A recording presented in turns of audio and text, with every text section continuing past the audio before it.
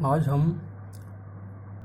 Nuclear fission के एक बहुत इम्पॉर्टेंट विषय स्पॉन्टेनियस फिशन व पोटेंशियल बैरियर के बारे में बात करेंगे। स्पॉन्टेनियस फिशन यानी कि स्वतः विखंडन। हम जानते हैं कि जब किसी भी एटम का नाभिक बहुत ज़्यादा अनस्टेबल होता है किन्हीं कारणों से, जिसके बारे में हम पहले के वीडियो में चर्चा कर चुके हैं, तो ऐसा नाभिक अपना स्थायित्व प्राप्त करने के लिए अपने आप विखंडित हो जाता है।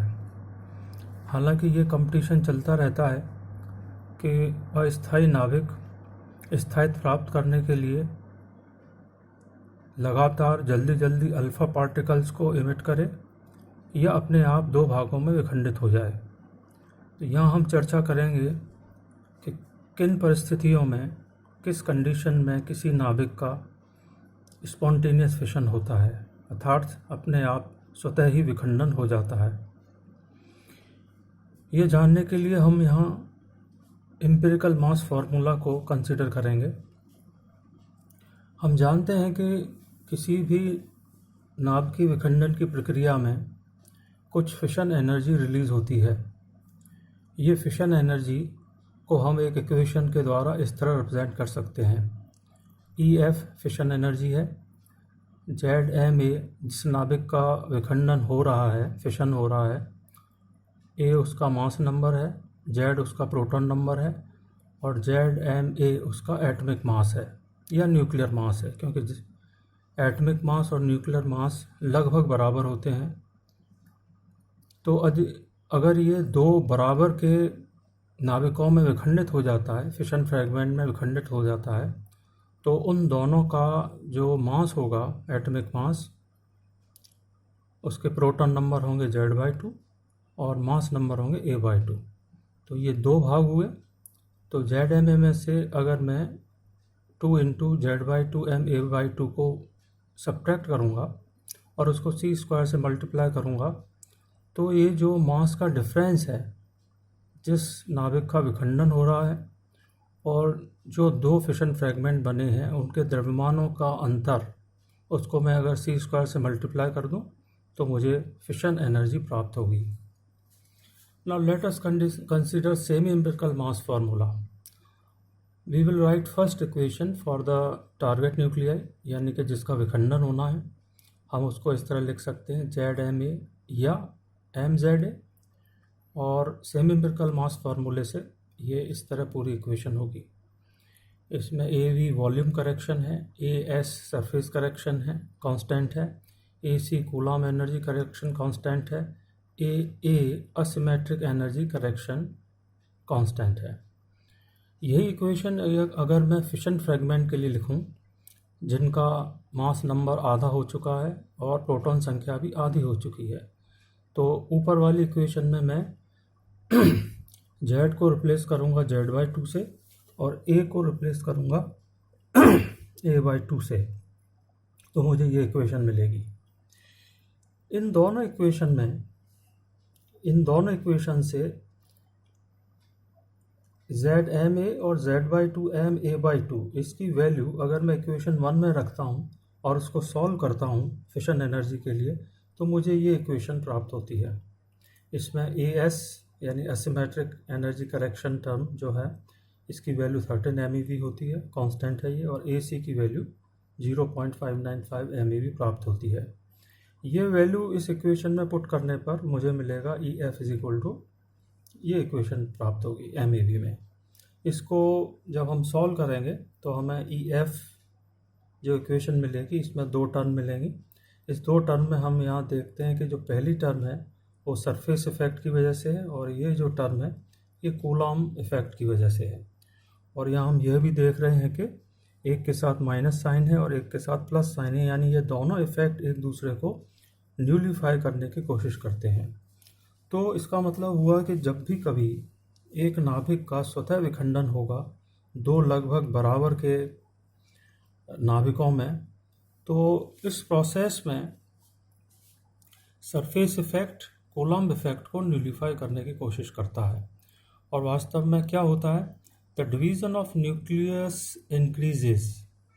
जब भी नाभिक का डिवीज़न होगा तो जो दो फिशन फ्रैगमेंट बन रहे हैं उन दोनों के बीच की दूरी बढ़ेगी और ये दूरी बढ़ने से कोलॉम्ब पोटेंशियल एनर्जी डिक्रीज़ होगी, जबकि दो फिशन फ्रैगमेंट बनने से जो न्यूक्लियर सरफेस एरिया है वो इंक्रीज़ होगा। तो सरफेस एनर्जी बढ़ रही है और कूलॉम्ब पोटेंशियल एनर्जी कम हो रही है। तो ये दोनों एक दूसरे के अपोजिट इफेक्ट हैं।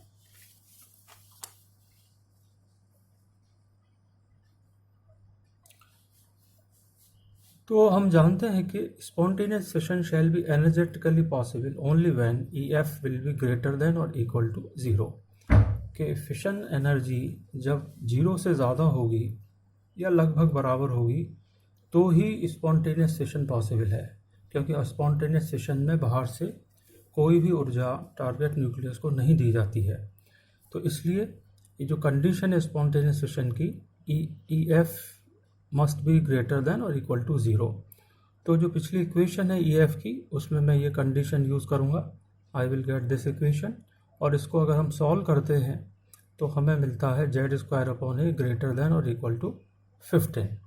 तो इससे हमें जो न्यूक्लियस की स्टेबिलिटी है अगेंस्ट स्पॉन्टेनियस फिशन वो हमें प्राप्त होती है। ये जो वैल्यू है Z² ग्रेटर देन 15, ये हमें तब मिलती है जब हम A की वैल्यू 85 या उससे ज़्यादा रखें। यानी कि हम देखते हैं कि इस कंडीशन के हिसाब से जब किसी भी नाभिक की द्रव्यमान संख्या 85 या उससे ज़्यादा होगी तो उसका स्वतः विखंडन हो जाना चाहिए। लेकिन वास्तव में हम देखते हैं कि जो नाभिक जिनकी द्रव्यमान संख्या 250 या उससे अधिक है उन्हीं का स्वतः विखंडन होता है, उनसे कम वाले द्रव्यमान संख्या के नाभिकों का स्वतः विखंडन नहीं होता। तो ये जो डिस्क्रिपेंसी है इसको दूर करने के लिए बोर एंड व्हीलर ने कूलॉम्ब पोटेंशियल बैरियर को कंसीडर किया। कूलॉम्ब पोटेंशियल बैरियर का मतलब है कि जब भी एक नाभिक, भारी नाभिक, दो नाभिकों में विखंडित होता है तो विखंडन के समय just at the instant of separation उन दोनों फिशन फ्रैगमेंट के बीच में एक कूलॉम्ब पोटेंशियल बैरियर होता है और ये बैरियर उन दोनों को विखंडन को रोकता है या उन दोनों फिशन फ्रैगमेंट को सेपरेट होने से रोकता है। ये जो बैरियर है इसको हम एनर्जी के टर्म्स में इस तरह कैलकुलेट कर सकते हैं। EV को मैं यहाँ बैरियर एनर्जी मान रहा हूँ। बैरियर एनर्जी यानी कि ये हम प्राप्त करेंगे कूलॉम्ब पोटेंशियल एनर्जी से, और कूलॉम्ब पोटेंशियल एनर्जी का जो फॉर्मूला है हम जानते हैं कि E = K Q1 Q2 upon R, दो चार्जों के बीच की दूरी R। तो उसी कंसेप्ट को अगर हम यूज़ करें तो K की वैल्यू है 1/4πε0 और दोनों फिशन फ्रैगमेंट के बीच जो चार्ज होगा वो होगा Z/2E। तो Q1 Q2 का मतलब हुआ Z/2 का स्क्वायर E का स्क्वायर, और दोनों फिशन फ्रैगमेंट्स के बीच की दूरी अगर मैं सेंटर से दूरी लूँ तो वो हो जाएगी 2R, जहाँ पर R फिशन फ्रैगमेंट का यानी कि नाभिक का रेडियस है। R = हम जानते हैं R0 A⁻1/3। तो R0, और चूँकि द्रव्यमान संख्या अब A/2 है फिशन फ्रैगमेंट की, तो ये हो गया R0 A/2⁻1/3। इसको हम सॉल्व करेंगे तो ये मिलेगा। और अब अगर मैं ये कंडीशन यूज़ करूँ EB - EF, तो EB की वैल्यू ये है मेरे पास और EF की वैल्यू हम पहले निकाल चुके हैं। इन दोनों को पुट करेंगे, सॉल्व करेंगे। Condition of stability against spontaneous fission क्या होनी चाहिए कि अगर बैरियर एनर्जी फिशन एनर्जी से ज़्यादा होगी तो नाभिक का स्वतः विखंडन नहीं होगा। तो EB - EF must be greater than और इक्वल टू 0। तो EB - EF की ये जो वैल्यू है ये यहाँ पुट करेंगे, इसको सॉल्व करेंगे, then I will get Z²/A less than और इक्वल टू 49।